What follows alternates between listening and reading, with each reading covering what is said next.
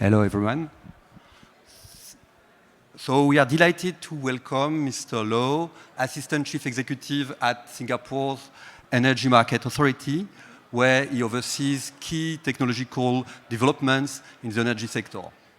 So his work focuses on strengthening the energy security in Singapore while driving the country transition toward a cleaner and more innovative energy system. So today's conversation is an opportunity to understand how Singapore and ASEAN at large are preparing for the low-carbon solution of tomorrow, including some of the most advanced and more recent initiatives.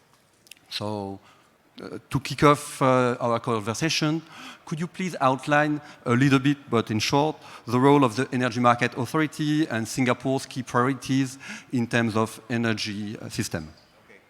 Right. Thank you very much, Quantin, for inviting me here and to speak to this crowd. I understand it's BPI's 10th anniversary in Singapore, and you're holding this in person here. So interestingly, 2026 will be EMA's, the Energy Market Authority Singapore's 25th anniversary. I think for the first 20 years of our existence, we've existed primarily as a market regulator. I've asked my chaps, what they did before, like 2025, and they said, we regulate the market. So do we invest in the plants? No, we don't. Do we make sure that the projects are on time? No, it's up to the power companies. And actually, that's what most liberalized energy markets do. You let the market forces determine when new power plants are being planted, whether or not they make money, and you make sure that the market's efficient and that best value is being delivered to the customers. But I think this paradigm didn't seem to work very well when we talk about net zero, and Singapore has this net zero target to reach net zero by 2050, so that's 25 years away.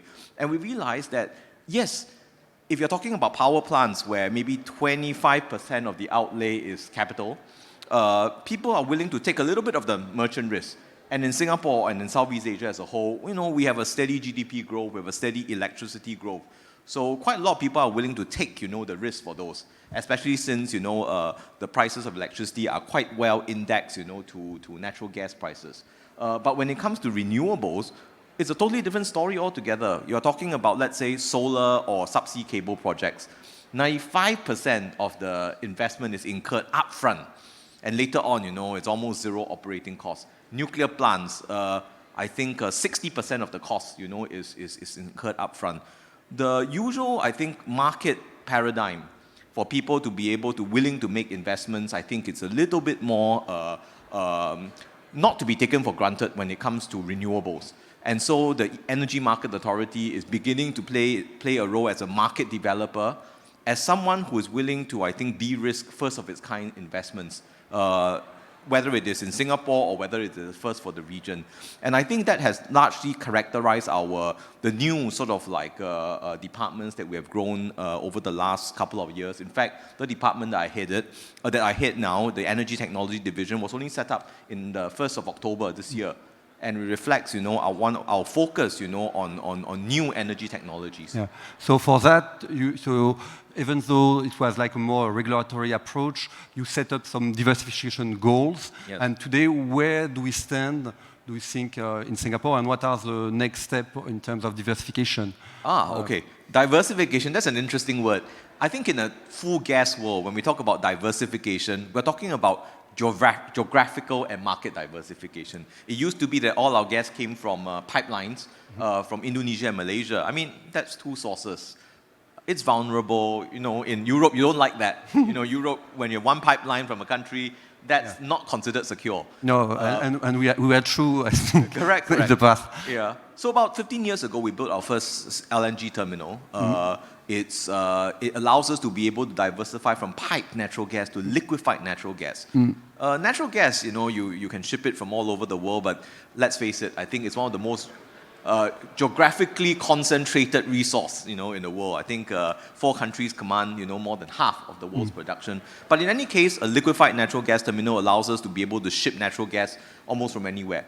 So even, during COVID, when supply chains were being constrained, and the Middle East, gets locked down, once every couple of years, for some conflicts over there, we were able to keep the gas flowing and secure gas, I think, of a fairly good price. But when we talk about renewables, it is no longer just about, I think, market, diversification. It's actually also about supply diversification. You see, natural gas, once you successfully get it into Singapore, it's like a switch. You can turn it on anytime you want. In the daytime when the demand is high, the dial is switched up. At night when it's low, it's switched on. When it's a hot day, you switch it up again. I mean, that's gas for you. It's there. It's always there. But when it comes to renewables, the key renewables and the pure renewables that people talk about, solar, wind, I think it's there when God is willing, and in Southeast Asia, it's extremely, precarious, when we get sun. Singapore doesn't really have wind, so it's really sun. And I think for us, the challenge when it comes to a low carbon system diversification, it's about making sure that we are able to balance what we call intermittent and variable sources with what we call low carbon base loads. So when we import, let's say, energy from let's say Indonesia, or somewhere else, I mean, it is still solar it's still light at the end of the tunnel. It's still solar. If the sun doesn't shine at 8 p.m. at night, the only way you can stretch it is by batteries. And there's a limit to how much you can stretch. I mean, we're talking about 3-4 days, of no sun, which I think you would experience if you stay in Singapore for maybe another couple of more weeks, when we get this like prolonged monsoon seasons. You simply get no solar. And therefore, unlike Europe, we need to be able to balance it with what we call renewable base loads. And renewable base loads, at least for the region currently in France, is being served by two, hydro and nuclear. In the region, in Southeast Asia, there are very few of this. The hydros, a lot of them are in islands separated from Singapore by thousands of kilometers of sea. There's no nuclear plants in our region. So our diversification strategy involves us looking at things that can behave like natural gas, hydrogen, taking carbon out of natural gas, biofuels, or even nuclear.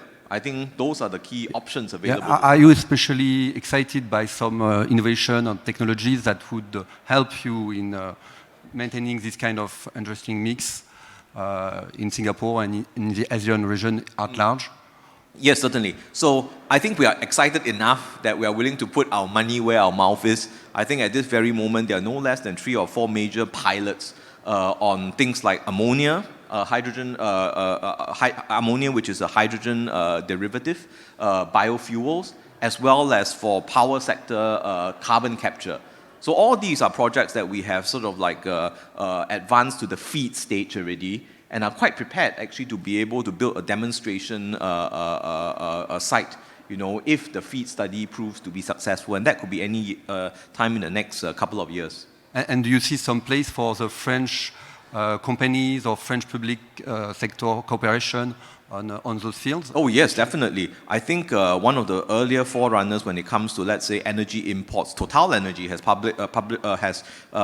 sort of like partnered with Royal Golden Eagle. I think they're looking at importing energy from the Riau Island. So that's one of, I think, the earlier contenders. They've signed an MOU. They managed to secure a conditional license to come in. So on the imports front, I think the French are certainly, quite active in this. On the other demonstrations, I hesitate to say, but I think companies like Total as well as Air Liquide are all over the place. I mean, in a good way. I think they're involved in both our hydrogen, our power capture, projects. I'm not sure whether some of these actually have been made public, so I dare not speak out. But I think I see French names scattered all over the plot, for these. So I think that definitely. And in terms of private investment, do you see some places for? So there was like VC company on the previous stage. Where should the private sector be the most involved in terms of financing, in your view? Okay, the private sector, yes. Most of these projects are going to be huge upfront in investments. I think if we're talking, let's say, about import projects, let's just speak about what's at the end of the wire. I mean, we're talking about multiple gigawatts of solar, multiple gigawatt hours of BESS, battery energy storage systems. Even the cables itself, if you're talking, let's say, about one to Sarawak, for example, that's, I think, nearly 2,000 kilometers. It's going to be billions of dollars of investments. So all those requires, I think, infrastructure investments to be able to come in and, I think, provide debt or even equity financing these projects. I think that is very clear. On the equity and the debt side, there's going to be quite a lot of room for all types of investors who are used to these sort of investments. I mean, French companies, I think, are in a very good state here, because even though many of these projects are going to be its first of its kind in the region, any one of our energy import projects, if it does take off, we'll have more solar and more batteries there than all of Indonesia. And in terms of batteries, probably more than the whole of Southeast Asia, just in that one site. So it's going to take investors with a lot of track record and experience in those spaces. Yeah. And I don't think in Asia, we have investors with that kind of experience. Yeah. One last word, maybe on nuclear and maybe SMR. What do you see as the role of the technology in the region? Yes. So I don't think we can ever talk of France and not mention the N word. In fact, I almost was in Paris the last week, for the World Nuclear Exhibition. But unfortunately, I had to be somewhere else in Korea, where there's a lot of nuclear development taking as well. We signed a MOU with EDF, Electricity de France, yes, for civil nuclear cooperation. So that's a big step forward, I think, with a French company. And France itself is a bright light when it comes to nuclear. I think, 60% of energy in France is provided by nuclear. Yeah. Most of Europe's energy, when it comes to nuclear, it's a baseload renewable for all of France. And I think experience is where it counts when you're talking about building nuclear projects. The learning curve goes down every new plant you build, and EDF has built 19 plants and 57 reactors, so it's very experienced in that. The question here is that whether or not Singapore is probably only going to be interested in small modular reactors, and the pipeline for those new types of nuclear reactors, I think, are a bit limited. EDF, I think, has a Newark reactor under development today. So that's one area I think we can cooperate. Yeah. So shared experience, innovation. So this will be, I think, the last two words that we will be able to make today. So thank you for your time, Mr. Low, and see you with other French companies next time. All right. Thank you very much, Martin.